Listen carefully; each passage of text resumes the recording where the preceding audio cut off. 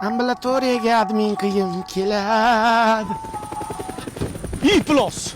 Komil karam eshitdim deyotdi-da, boshqa narsa eshitdimikin? Men mahallaga qaraychi. Mana bugun biz mahallani obod qilish maqsadida, ana yovvoyi bo'lsa ham, o'sha og'illantiruvchi o'tlarni yoqib tashlayapmiz.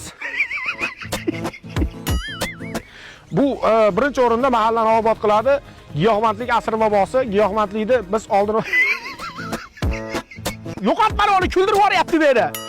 Odam o'zi ham kulaveradi. Mana 1 kilo olma tort nevaralarga. Xo'p bo'ladi, rais va? Yaxshidan tortib beraman. Xo'p bo'ladi, 1 kilo deysiz. Ha. Jichi ko'payib ketibdi-da. Yana ko'payib ketdi. Qani, ro'na 1 kilo bu?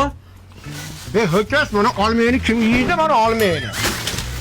Mahallada boshqa darbiyatlarni yo'q qilish kerak. Tushunmadim, kim bu darmet debsan? Hey! Davay ishtiqil. Ya, indirji, astoydil. Rais boy, assalomu alaykum. O'g'lim Rossiyadan pul tashlagan ekan, shuni bankka ketyapti yechgani. O'g'ling zamon bilan anapas bo'ladimi, yo'qmi? U kallasini ishlatadimi?